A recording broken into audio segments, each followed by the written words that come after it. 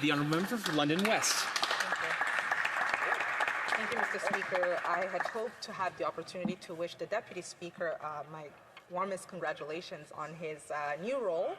As someone who I've worked with on the Immigration Committee, I'm sure many people will have appreciated his work, but will not very much miss him on that committee. But we're very proud of him, and I send him my greatest congratulations.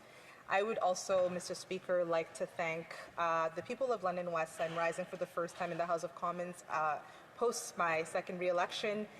I want to thank them for their confidence in me and allowing me to represent them again as their Member of Parliament. That being said, I also want to take the time to thank my family, my mom. I know that my mom is watching today.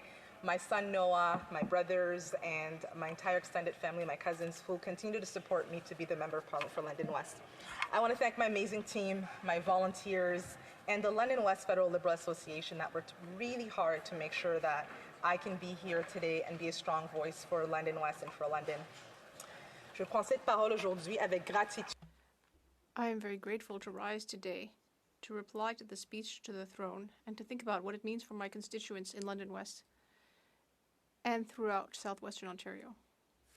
In London West, I saw the largest vote share in the history of the riding, and for that I'm very grateful. But that means that we are ready to go to work because London West sent me to make sure that I can fight for them on issues like housing and fighting for our families, our workers, our small businesses, and making sure that their voices are heard in this House. Mr. Speaker, Southwestern Ontario is not unique in facing intense economic disruption, housing instability, and the pressures of a rapidly changing world. But we represent something uniquely Canadian. We're resilient, we're diverse, we're honest, and we have hardworking people, we have innovation, a deep-rooted commitment to one another. The throne speech calls this moment of a renewal and an opportunity to build a bold and ambitious and more inclusive Canada. And I could not agree more. I believe that London West stands ready to be a leader in this national renewal.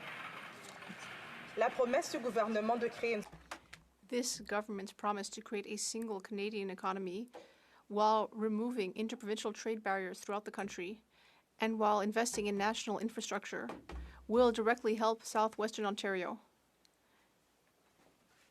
We know how much interprovincial bureaucracy can delay projects and can reduce labor mobility in the trades.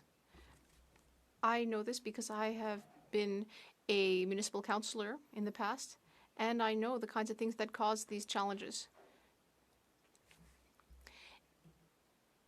In order to eliminate those obstacles, we're going to create new opportunities for workers and entrepreneurs. Science, education, and a growing agri-sector. These industries are eager to grow, and they need stable supply chains, regional infrastructure, and policies that reflect our role in Canada's economy. The commitment to double home building and invest in Canadian materials and talent aligns perfectly with our capacity, our ambition in our region. Mr. Speaker, we welcome the launch of Build Canada Homes and the focus on affordable, modular, and prefabricated housing. In London, housing demands continues to outpace the supply. Young families, students, and new Canadians struggle to find secure and more affordable places to live. Cutting the GST for the first-time home buyers and municipal development charges for multi-unit homes will have a direct impact on our families, and it will have direct impact on affordability in our city. These initiatives build on the over $108.3 million that the government has already invested towards housing projects in London West. But success in housing also depends on the speed. So the promise to reduce project approval times from 5 years to 2 could be very transformative in our community. London West has shovel-ready projects waiting, and we will do just that when our new government is ready to deliver for Canadians. Almost 9,000 families in London West have already felt the impact of the National Dental Care Program, and we have seen the positive of the impact of the Child Care Program. These are abstract policies. They save families thousands of dollars every single year. With the expansion of the Canadian Dental Care Program to cover up to 8 million Canadians, more of our neighbours will be able to access preventative care without sacrificing any other essential. That means, Mr. Speaker, that there'll be more money for parents to do more things with their children. Continuing to fund and protect these programs is not just good policy, it's building a healthier and a more equitable Canada by building healthier cities. Now, for the big challenge, tariffs and trade volatility have shaken Southwestern Ontario's export-based industries. Agriculture, auto parts, and advanced manufacturing have all felt the impact, and that's why the throne speech's commitment to strengthening trade relationships and building new ones is absolutely essential. London West needs consistent, fair access to global markets, but we also need a government that understands that when the trade disruptions hit, our workers, our small businesses are the ones who bear the biggest brunt.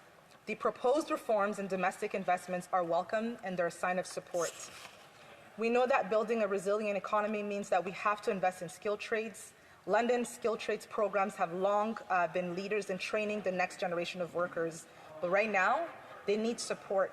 They need the continued support, especially in attracting young people and underrepresented groups, and we must invest in restoring the jobs that are being lost right now in places like Fenshaw College to train the next generation of skilled workers. We also welcome the commitment to make Canada a hub for innovation.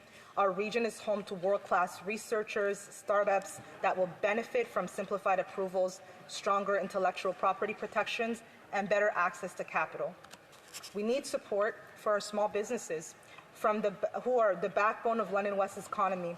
From local shops in Byron to Hyde Park to tech startups and social enterprises, these entrepreneurs need access to capital, support in navigating government programs, and relief from inflationary pressures. And just as importantly, workers whose jobs are being transformed right now or lost need to be able to retain, to be protected, and new pathways into new industries. So relief for workers cannot be a footnote, Mr. Speaker. It has to remain a top priority for our entire region of Southwestern. As AI, automation, and climate policies reshape our economy, we have to invest in people along with our technology. What I'm saying, Mr. Speaker, is that Southwestern Ontario is a place where many call home, and we want to keep it that way. Mr. Speaker, Southwestern Ontario is not just a collection of ridings, it's a powerhouse of innovation, agriculture, industry, and community. We need policies that reflect our strength and challenges, not a one-size-fits-all solution. That's why I welcome the idea of deeper engagement with the region. Southwestern Ontario should be at the table when we talk about infrastructure, when we talk about immigration, rural connectivity, and climate adaptation, and mid-sized cities. I look forward to engaging with my colleagues on both sides of the House to get this work done. Monsieur le Président, le discours du trône. Mr. Speaker, the throne speech is setting a clear challenge. It is meeting the moment with clarity, courage, and ambition. That is why we are back in government today. In London West, like throughout Southwestern Ontario and Canada, we understand the urgency of the issues and the opportunities that we are seeing here. We cannot slow down progress, whether it be in fixing the housing situation or developing new industries. We have to stay focused, we have to be collaborative, and we have to stay connected to the people who sent us here. And that's why I'm excited to be back in the House of Commons, speaking for the people of London West and making sure that their voices are not left behind. Thank you, Mr. Speaker. Questions and comments? Questions et commentaires. The member for Drummond. Merci, Monsieur le Président. Je tiens à féliciter. Thank you, Mr. Speaker. I'd like to thank my colleague for her speech.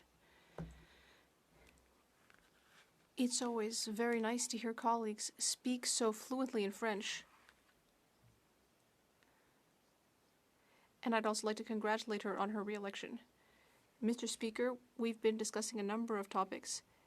And this morning, we've been debating the Bloc Québécois sub-amendment to the Conservative amendment to the throne speech. The amendment is quite simple. It's simply requesting that Quebec and provincial jurisdiction be respected, and yet we have not heard a formal commitment to respect Quebec and provincial jurisdiction. I'd like to hear from my colleague on that. Thank you. The Honourable Member for London West. Well, earlier, Mr. Speaker, you weren't there when I congratulated you, so I'll just repeat to you congratulations, and I'd also like to congratulate my colleague on his re-election. Mr. Speaker, there are francophones throughout Canada, and it's no surprise that I'm speaking French because I'm a proud Franco-Ontarian, and there are indeed francophones throughout Canada.